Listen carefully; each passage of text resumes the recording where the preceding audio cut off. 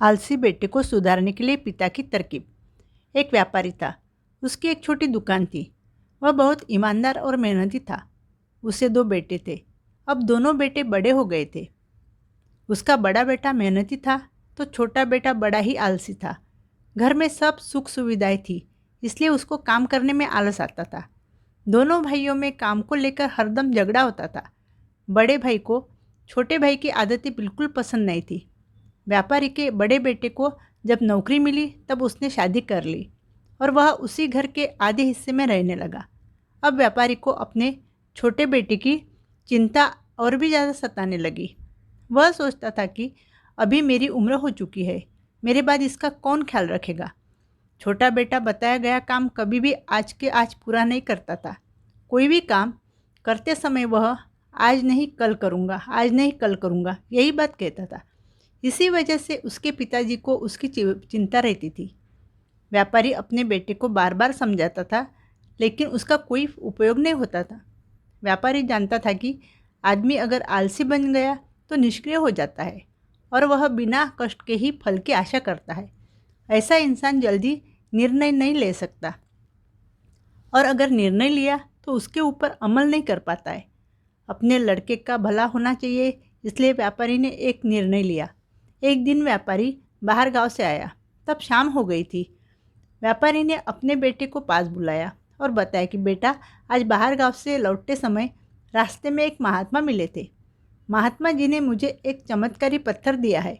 यह पत्थर अगर लोहे से स्पर्श करेगा तो लोहे का सोना बन जाता है, लेकिन इस पत्थर का चमत्कार एक ही दिन सिर्फ सूर्योदय से लेकर सूर्यास्त तक ही रहेगा। लेकिन मुझे आज रात किसी कारणवश बाहर गाँव जाना है, इसलिए कल सुबह उठते ही तुम बाजार जाकर कुछ लोहा खरीद के लाओ और सूर्यास्त के पहले सारे लोहे का सोना बनाकर रखना। व्यापारी ने अपने बेटे से कहा कि समय बहुत कम है और मुझे कल लौटने में अंधेरा हो जाएगा। उसके पहले तुम्हें सूर्योदय से लेकर सूर्यास्त तक बताया गया काम पूरा करना है। बेटे को सारी बातें समझाने के बाद उसी रात व्यापारी बाहर गाँव निकल गया। बेटा जब सुबह उठा तो उसने देखा कि अभी सिर्फ 8 बजे है। वह सोचने लगा, अभी तो बहुत समय बाकी है, इसलिए थोड़ी देर और सो जाता हूँ। उठने के बाद तुरंत ही बाजार चला जाऊँगा, यह सोचकर वह फिर से सो गया। जब फिर से उसकी नींद खुली तब घड़ी में 11 बजे थे। उसने सोचा, अभी तो पूरा दिन मेरे पास है और थोड़ी देर सोता हूँ, इसलिए वह फिर से सो गया। 1 बजे जब उसकी नींद खुली तब उसने उठकर खाना खाया। उसे रोज़ खाना खाने के बाद आराम करने की आदत थी। अब वह बिस्तर पर लेटे लेटे सोचने लगा कि मैं आज बाज़ार से बहुत सारा लोहा खरीद कर लाऊंगा और उसका सोना बना लूँगा, ताकि कई सालों तक मुझे कुछ काम करने की ज़रूरत नहीं पड़ेगी। मेरे आने वाली आगे की पीढ़ियाँ भी बैठकर खा सके और मेरा नाम लेते रहे। मेरे पिताजी ने अभी तक जितनी भी कमाई की है उससे 100 गुना ज़्यादा कमा कर रखूँगा और बड़े भाई से तो कई गुना अमीर बनकर दिखाऊंगा। इसी गहरी सोच में वह डूब गया। कैसे समय बीतता जा रहा था उसे पता ही नहीं चल रहा था। वह सोचने लगा, अभी तो मेरे पास बहुत समय है, इसमें कौन सी बड़ी बात है।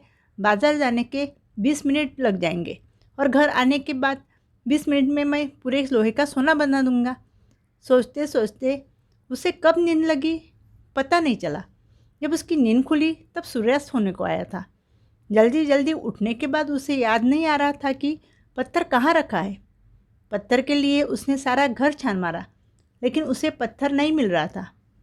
कुछ देर के बाद उसे अपने कमरे में बिस्तर के एक कोने पर वह पत्थर मिला। जब उसने वह पत्थर उठाया और घर के बाहर आया तब उसने देखा कि सूर्यास्त हो चुका था। तब वह हताश होकर बैठ गया। अब क्या करे, उसे कुछ समझ में नहीं आ रहा था। उसी वक्त उसके पिताजी घर वापस आए। उसने अपने पिताजी के पैर पकड़े और वह ज़ोर ज़ोर से रोने लगा। पिताजी से कहने लगा कि मुझसे आज बड़ी गलती हुई है, मुझे फिर से एक दिन का समय दे दो, मैं कल यह काम पूरा करके दिखाऊंगा। पिताजी ने कहा, बेटा मेरे हाथ में कुछ भी नहीं है, उसके लिए महात्मा जी ने सिर्फ आज का ही दिन बताया था।